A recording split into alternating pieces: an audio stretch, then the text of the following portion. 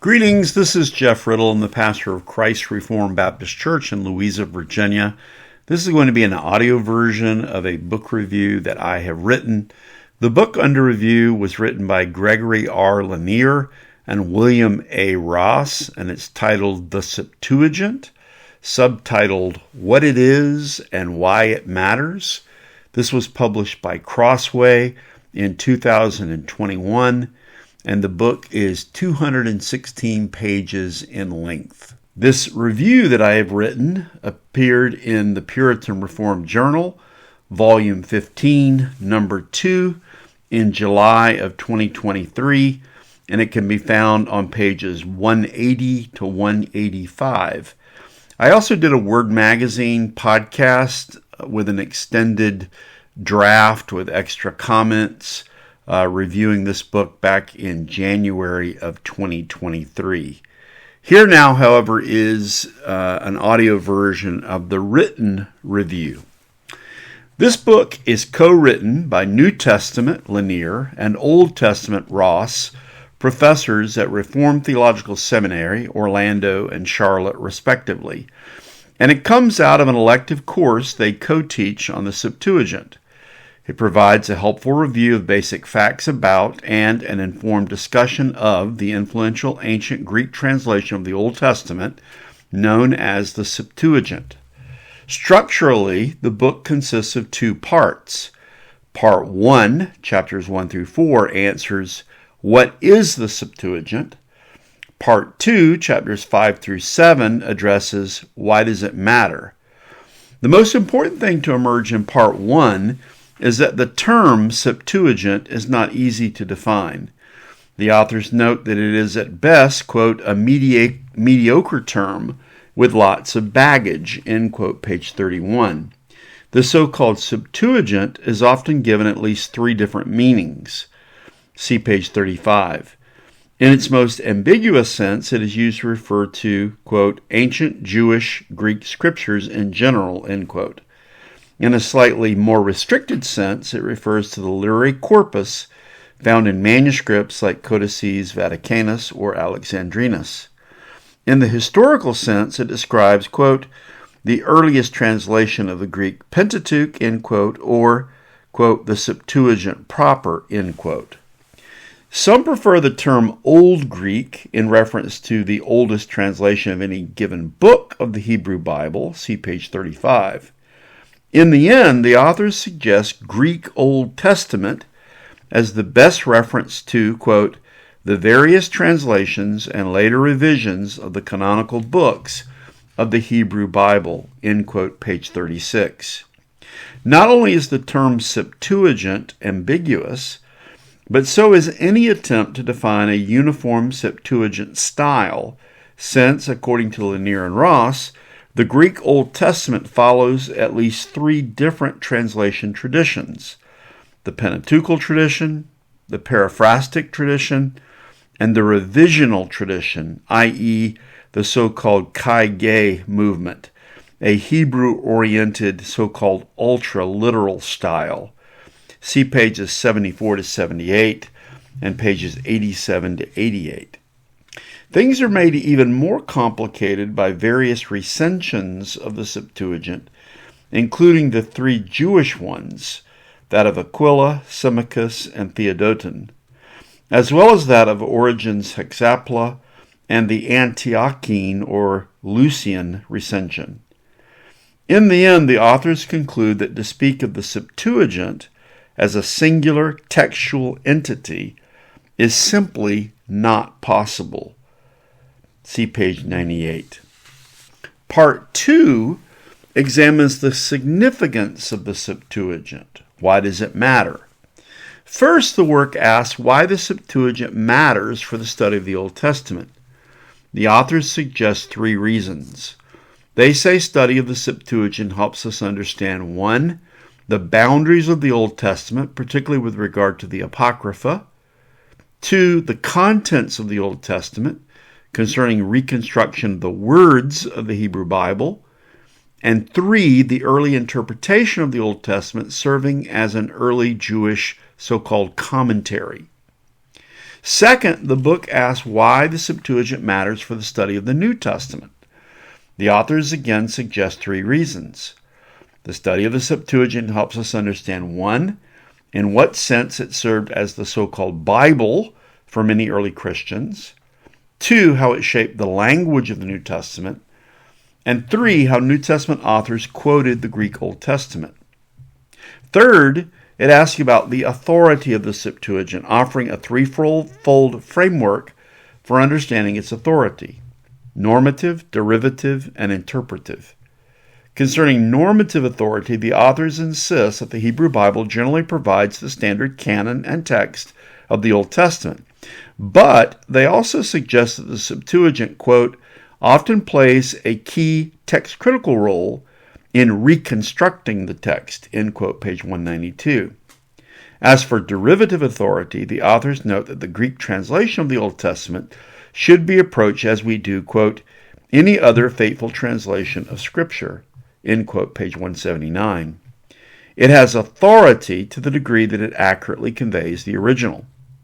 Regarding interpretive authority, as previously noted, it serves as, quote, a commentary on the Hebrew Scriptures, end quote, page 189.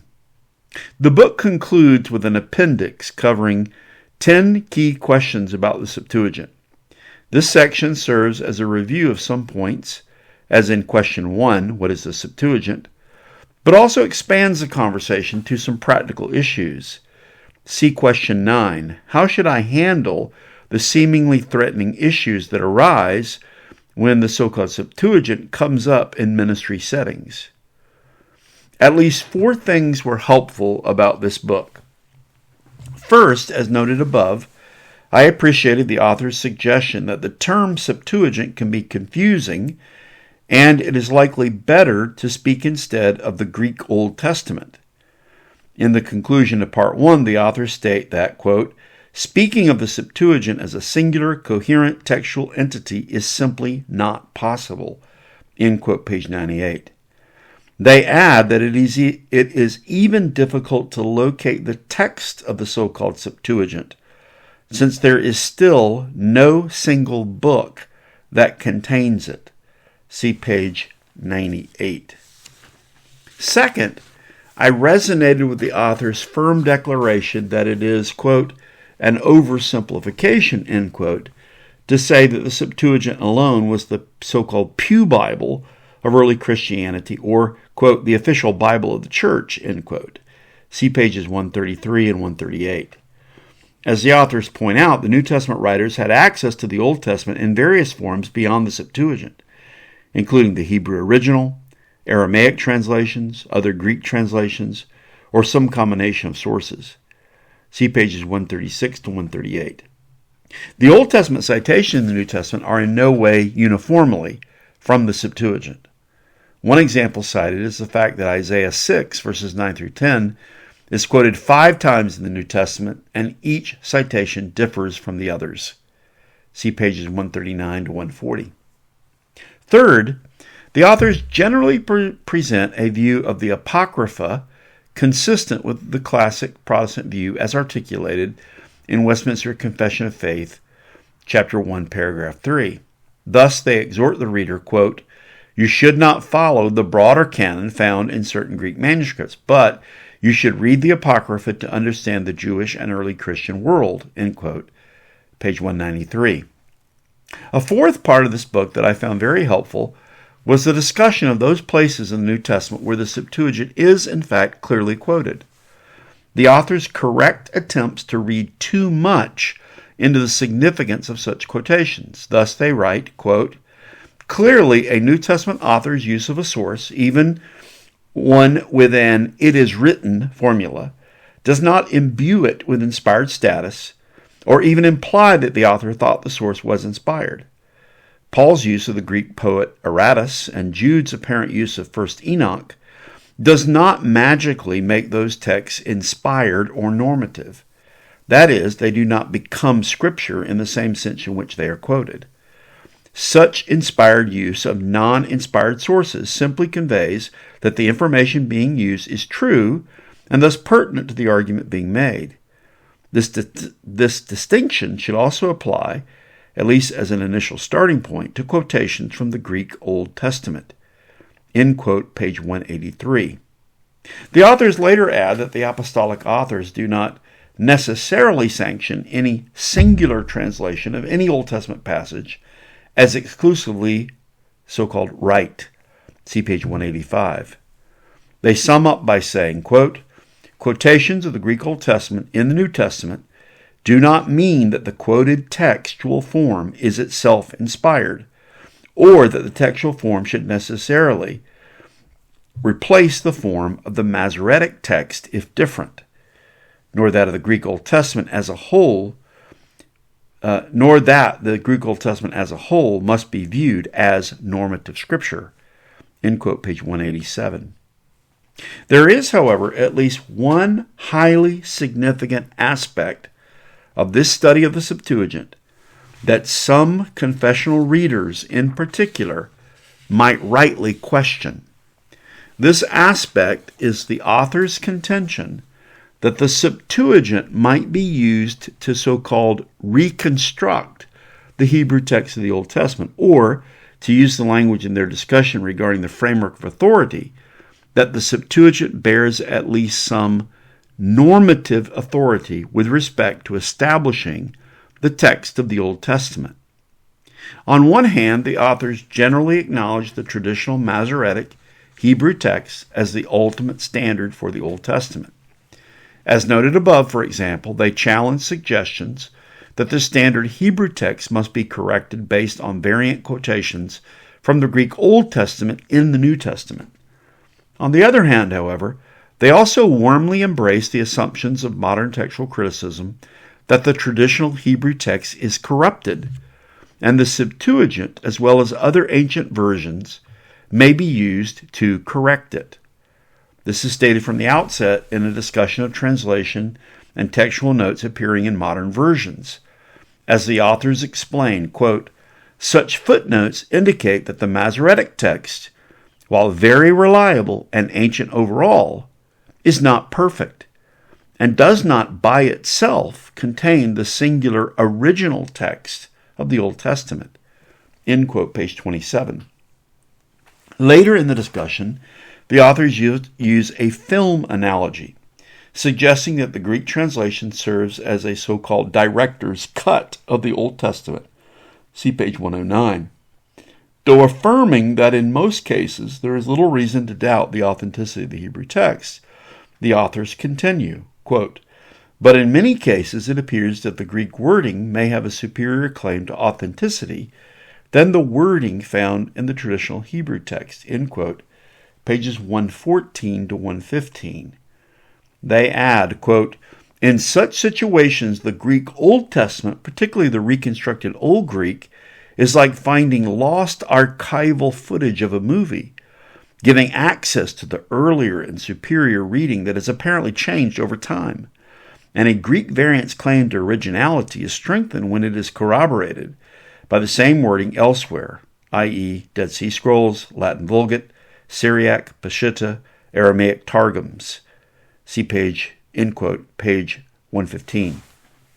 The authors thus conclude that, quote, the study of the Greek Old Testament is valuable for understanding and at times reconstructing the wording of the Hebrew Bible. End quote, page 129. This leads the authors to offer a nuanced claim of so-called normative authority for the Greek Old Testament, while arguing that, quote, all the evidence points toward the Hebrew Bible, end quote, as the place where, quote, normative scripture, end quote, that is, canon, books, and text, is found. The authors nonetheless suggest that the Greek Old Testament is valuable, quote, to unlocking the history of the Hebrew Bible, end quote, page 168. They then seem to hedge on this assertion by also declaring that it, quote, should not supplant that which bears normative authority, end quote, page 168. In a later table, the role of the Greek Old Testament with respect to normative authority is perhaps more clearly stated, as it reads, quote, Hebrew is normative canon and text. Greek Old Testament often plays a key text-critical role in reconstructing the text, end quote. See Table 7.5 on page 192. In the closing appendix, the authors respond to the question, does the Greek Old Testament have any authority in today's church? As follows, quote, based on the historical arguments presented in this book, the Hebrew Bible should be preferred as the normative canon and text, although the Greek Old Testament plays a helpful role in establishing the latter, end quote, page 200. Also in the appendix, the authors anticipate practical pastoral concerns that might arise when laymen are told that the Hebrew text of the Old Testament is corrupt and needs to be corrected by the Septuagint. Quote, it raises uncomfortable questions about the inerrancy of the Old Testament because it provides data showing that the transmission of the Hebrew text was not pristine, end quote, page 201. Based on the four helpful aspects of the work, which I noted above, this book is to be commended. It will serve as a helpful resource for those who want to understand the Septuagint, or the Greek Old Testament, better. Rightful concerns, however, might also be raised from a confessional perspective with respect to its suggestion that the Greek Old Testament be used as a so-called authority to so-called reconstruct the Hebrew text. Let me trace several of these concerns. First, this approach appears to clash with the classic Protestant view of the providential preservation of Scripture as outlined in Westminster Confession of Faith, chapter 1 and paragraph 8, which declares that, quote, the Old Testament in Hebrew and the New Testament in Greek, being immediately inspired by God and by his singular care and providence kept pure in all ages, are therefore authentical, end quote. The layman's concern addressed in the appendix will likely not be so much with the inerrancy of Scripture as with its inspiration and preservation. Second, this approach is at odds with a distinct tradition in Protestant scholasticism that rejected the use of the Septuagint and other ancient versions to so-called correct the traditional text of the Hebrew Old Testament. John Owen, for example, refuted efforts in his day to correct the Hebrew by using the Septuagint, observing, quote, strange that so corrupt a stream should be judged a fit means to cleanse the fountain, end quote. Francis Turretin offered an extended discussion of the Septuagint in his Institutes in Book 1, and you can see pages 127 to 130 in the Institutes, in which he examined its authority and whether, quote, it ought to be regarded as authentic and equal to the sources, end quote. Here is his conclusion, quote, our adversaries maintain it, we deny it, end quote. The book's approach on this matter is thus out of step with the wisdom of these Protestant fathers. Third, this approach presents a view that many will perceive to be problematic with respect to its proposal of the Septuagint as holding some measure of normative authority for Christianity. Part of the problem lies with the authors making an artificial distinction between canon, that is to say the books of the Bible, and text. They rightly suggest that the Septuagint should not be used as a normative standard for acknowledging the canonical books of the Old Testament with respect to the Apocrypha, but then maintain that it may be used as a normative standard for determining the canonical text of the Old Testament. Would not Eastern Orthodox and Roman Catholics be justified in charging the authors with inconsistency on this point? If the Septuagint can be used as a normative authority in determining the text of the Old Testament, why can it not also be used in determining the books of the Old Testament?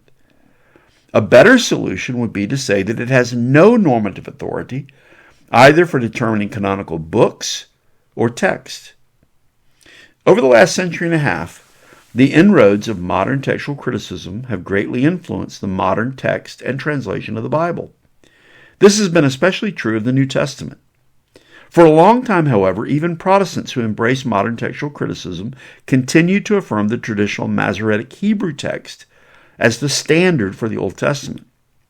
Beginning in the mid-20th century, however, the text of the Old Testament has also been challenged with suggestions of needs for so-called reconstruction, based in part on the evidence of ancient translations like the Septuagint.